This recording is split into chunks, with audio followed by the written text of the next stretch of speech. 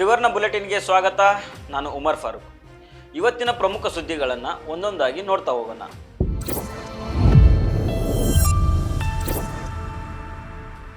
BJP ಹಿರಿಯ ನಾಯಕ ಲಾಲ್ ಕೃಷ್ಣ ಅಡ್ವಾಣಿ ಆರೋಗ್ಯದಲ್ಲಿ ಏರುಪೇರು ಆಗಿರುವ ಹಿನ್ನೆಲೆಯಲ್ಲಿ ನವದೆಹಲಿಯ ಅಪೋಲೋ ಆಸ್ಪತ್ರೆಗೆ ದಾಖಲು ಮಾಡಲಾಗಿದೆ. ಕಳೆದ ತಿಂಗಳು ತಮ್ಮ 97ನೇ ಹುಟ್ಟುಹಬ್ಬವನ್ನು ಆಚರಿಸಿಕೊಂಡ ಅಡ್ವಾಣಿ ಕಳೆದ ಕೆಲವು ತಿಂಗಳುಗಳಿಂದ ಪದೇ ಪದೇ ಆರೋಗ್ಯ ಸಮಸ್ಯೆಗಳನ್ನು ಎದುರಿಸ್ತಾ ಇದ್ದಾರೆ. ಸದ್ಯ LK ಅಡ್ವಾಣಿ ಅವರನ್ನು ತಜ್ಞ ವೈದ್ಯರ ನಿಗಾದಲ್ಲಿ ಇರಿಸಲಾಗಿದ್ದು ಅವರ ಆರೋಗ್ಯ ಸ್ಥಿರವಾಗಿದೆ ಅಂತ ವೈದ್ಯರು ತಿಳಿಸಿದ್ದಾರೆ. ಇದು ಈ ವರ್ಷದಲ್ಲಿ ಅವರು 4ನೇ ಬಾರಿಗೆ ಆಸ್ಪತ್ರೆಗೆ ದಾಖಲು ಆಗಿದ್ದಾರೆ. ಅವರು ಈ ಹಿಂದೆ ಅಪೋಲೋ ಆಸ್ಪತ್ರೆ ಮತ್ತು ದೆಹಲಿಯ ಏಮ್ಸ್ ಎರಡರಲ್ಲೂ ಚಿಕಿತ್ಸೆಯನ್ನು ಪಡೆದಿದ್ದರು. ದಕ್ಷಿಣ ಟೆಕ್ಸಾಸ್ನ ಹೆದ್ದಾರಿಯಲ್ಲಿ ವಿಮಾನವೊಂದು ವಾಹನಗಳ ಮೇಲೆ ಅಪ್ಪಳಿಸಿದ ಪರಿಣಾಮ ವಿಮಾನ 2 ತುಂಡಾಗಿದೆ. ಈ ಅಪಘಾತದಲ್ಲಿ 4 ಗಾಯಗೊಂಡಿದ್ದಾರೆ. ಇದೊಂದು ಜನನಿಬಿಡ ಪ್ರದೇಶವಾಗಿದ್ದು ಇದರ ಉದ್ದಕ್ಕೂ ವಿಮಾನಗಳ ಅವಶೇಷಗಳು ಚೆಲ್ಲಾಪಿಲ್ಲಿಯಾಗಿ ಬಿದ್ದಿದ್ದವು. ದಕ್ಷಿಣ ಟೆಕ್ಸಾಸ್ನ ವಿಕ್ಟೋರಿಯಾ ನಗರದಲ್ಲಿ ವಿಮಾನ ಸ್ಟೇಟ್ ಹೈವೇ ಲೂಪ್ 463ರಲ್ಲಿ ಅಪಘಾತಕ್ಕೀಡಾಯಿತು. ಅಪಘಾತದಲ್ಲಿ ಗಾಯಗೊಂಡ 4ರನ್ನು ಆಸ್ಪತ್ರೆಗೆ ದಾಖಲಿಸಲಾಗಿದ್ದು ಅವರಲ್ಲಿ 3ರಿಗೆ ಅಷ್ಟು ಗಂಭೀರ ಗಾಯಗಳಿಲ್ಲ. ಆದರೆ ಒಬ್ಬರ ಸ್ಥಿತಿ ಚಿಂತಾಜನಕವಾಗಿದೆ ಅಂತ ಹೇಳಲಾಗ್ತಿದೆ. AI ತಂತ್ರಜ್ಞಾನ ಬಳಕೆಯಿಂದ ದೊಡ್ಡ ದುರಂತವೊಂದನ್ನು ತಪ್ಪಿಸಲಾಗಿದೆ. ಒಡಿಸ್ಸಾದ ಸುಂದರಗಢ ಜಿಲ್ಲೆಯ ರೂರ್ಕೆಲಾ ಅರಣ್ಯದಲ್ಲಿ ಆನೆ ಪ್ರಭೇದಗಳನ್ನು ಉಳಿಸಲು ಪ್ರಯತ್ನಗಳು ನಡೀತಾ ಇದ್ದಾವೆ. ಇಲ್ಲಿ AI ಕ್ಯಾಮೆರಾಗಳ ಸಹಾಯದಿಂದ ಆನೆಗಳನ್ನು ಸಂರಕ್ಷಿಸಲಾಗಿದೆ.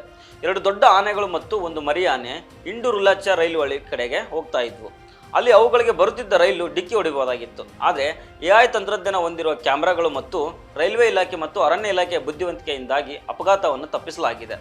ಕಾಡಾನೆಗಳು ಅಟ್ಟಿನಾಳ ರೈಲ್ವೆ ಮಾರ್ಗದ ಕಡೆಗೆ ಹೋಗ್ತಾ ಇರೋದನ್ನು ಗಮನಿಸಿ AI ತಂತ್ರಜ್ಞಾನ ತಕ್ಷಣವೇ ರೈಲನ್ನು ನಿಯಂತ್ರಿಸೋದಕ್ಕೆ ಸಂದೇಶವನ್ನು ಕೊಟ್ಟಿದೆ. ಲೋಕೋ ಪೈಲಟ್ ಕೂಡಲೇ ರೈಲನ್ನು ನಿಲ್ಲಿಸಿದ್ದಾರೆ. ಈ AI ಕ್ಯಾಮ್ರಾ ಆನೆಗಳ ಚಲನವಲನ ಬಗ್ಗೆ ಸೆರೆ ಹಿಡಿದಿದೆ. ಅಟ್ಟಿನಾಳಕ್ಕೆ ತಲುಪಿದ ಕೂಡಲೇ ರೈಲು ನಿಲ್ಲಿಸುವಂತೆ ಕಂಟ್ರೋಲ್ ರೂಮ್ಗೆ ಕ್ಯಾಮ್ರಾ ಸಂದೇಶ ನೀಡಿತ್ತು. ಟ್ರ್ಯಾಕ್ ಬಳಿ AI ತಂತ್ರಜ್ಞಾನ ಹೊಂದಿರುವ 4 ಕ್ಯಾಮ್ರಾಗಳಿಂದಾಗಿ ದೊಡ್ಡ ಅಪಘಾತವನ್ನು ತಪ್ಪಿಸಲಾಗಿದೆ. ಭೂಕುಸಿತದಿಂದ ಸಂತ್ರಸ್ತರಾದ ವಯನಾಡಿನ ಜನರಿಗೆ ವಿಶೇಷ ಆರ್ಥಿಕ ಪ್ಯಾಕೇಜ್ ಘೋಷಿಸುವಂತೆ ಒತ್ತಾಯಿಸಿ ಕಾಂಗ್ರೆಸ್ ನಾಯಕಿ ಪ್ರಿಯಾಂಕಾ ಗಾಂಧಿ ವಾದ್ರಾ ಸಂಸತ್ತಿನ ಮಕರ ದ್ವಾರದಲ್ಲಿ ಕೇರಳದ ವಿಪಕ್ಷದ ಸಂಸದರೊಂದಿಗೆ ಪ್ರತಿಭಟನೆಯನ್ನು ನಡೆಸಿದರು. ವಯನಾಡಿಗೆ ನ್ಯಾಯ ಕೊಡಿ, ವಯನಾಡಿಗೆ ಪರಿಹಾರ ಪ್ಯಾಕೇಜ್ ಒದಗಿಸಿ ಎಂದು ಬರೆದಿರುವ ಬ್ಯಾನರ್ಗಳನ್ನು ಹಿಡಿದುಕೊಂಡು ಕೇರಳದ ವಿರುದ್ಧ ತಾರತಮ್ಯ ನಿಲ್ಲಿಸಿ ಎಂದು ವಿಪಕ್ಷದ ಸಂಸದರು ಸಂಸತ್ತಿನಲ್ಲಿ ಪ್ರತಿಭಟನೆಯನ್ನು ನಡೆಸಿದ್ದಾರೆ.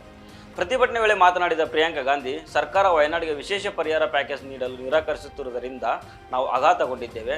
ಇದು ತೀವ್ರ ಸ್ವರೂಪದ ವಿಪತ್ತಾಗಿದ್ದು ವಿಶೇಷ ಪ್ಯಾಕೇಜ್ ಘೋಷಿಸಲು ನಾವು ಪ್ರಧಾನಿ ಸೇರಿದಂತೆ ಎಲ್ಲರಲ್ಲೂ ವಿನಂತಿಸಿದ್ದೇವೆ ಅಂತ ಹೇಳಿಕೊಂಡಿದ್ದಾರೆ.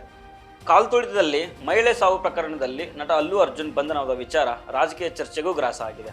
ಸದ್ಯ ಅಲ್ಲು ಅರ್ಜುನ್ ಮಧ್ಯಂತರ ಜಾಮೀನಿನ ಮೇಲೆ ಬಿಡುಗಡೆಯಾಗಿದ್ರೂ ಅವರ ಬಂಧನ ಸಂಬಂಧ ತೆಲಂಗಾಣ CM ರೇವಂತ್ ರೆಡ್ಡಿ ನೀಡಿದ ಹೇಳಿಕೆಗೆ ಕೇಂದ್ರ ಸಚಿವ ಬಂಡಿ ಸಂಜಯ್ ತಿರುಗೇಟನ್ನು ಕೊಟ್ಟಿದ್ದಾರೆ. ಈ ವಿಚಾರವಾಗಿ ಟ್ವೀಟ್ ಮಾಡಿರುವ ಅವರು, ಭ್ರಷ್ಟರಿಗೆ ಏನು ಗೊತ್ತು ಅಲ್ಲು ಅರ್ಜುನ್ ವ್ಯಕ್ತಿತ್ವ ಅನ್ನೋ ಅರ್ಥದಲ್ಲಿ ಟ್ವೀಟ್ ಮಾಡಿದ್ದಾರೆ. ಥಿಯೇಟರ್ಗೆ ಅಲ್ಲು ಅರ್ಜುನ್ ಭೇಟಿ ನೀಡಿದ್ದ ವೇಳೆ ಸಂಭವಿಸಿದ್ದ ಕಾಲ್ತುಳಿತ ವಿಚಾರವಾಗಿ ಮಾತನಾಡಿದ್ದ ರೇವಂತ್ ರೆಡ್ಡಿ, ಸೆಲೆಬ್ರಿಟಿ ಸ್ಥಾನಮಾನ ಇದ್ದ ಮಾತ್ರಕ್ಕೆ ಯಾರೂ ಕಾನೂನನ್ನು ಮೀರೋದಕ್ಕಾಗೋದಿಲ್ಲ. ಈ ದೇಶದಲ್ಲಿ ಸಲ್ಮಾನ್ ಖಾನ್ ಆಗಲಿ ಅಥವಾ ಯಾರೇ ಆಗಲಿ ಕಾನೂನಿನ ಮುಂದೆ ಎಲ್ಲರೂ ಒಂದೇ. ಕಾನೂನನ್ನು ಪಾಲನೆ ಮಾಡದಿದ್ದರೆ ನಮ್ಮನ್ನು ಪ್ರಶ್ನಿಸ್ತಾರೆ ಅಂತ ಹೇಳಿದರು. ಇದಕ್ಕೆ ಈಗ ಬಿಜೆಪಿಯ ಬಂಡಿ ಸಂಜಯ್ ತಿರುಗೇಟನ್ನು ಕೊಟ್ಟಿದ್ದಾರೆ. ಇದಿಷ್ಟು ಇವತ್ತಿನ ಪ್ರಮುಖ ಸುದ್ದಿಗಳು. ಮತ್ತೆ ಭೇಟಿ ಆಗ್ತಿರೋಣ. ನಮಸ್ಕಾರ.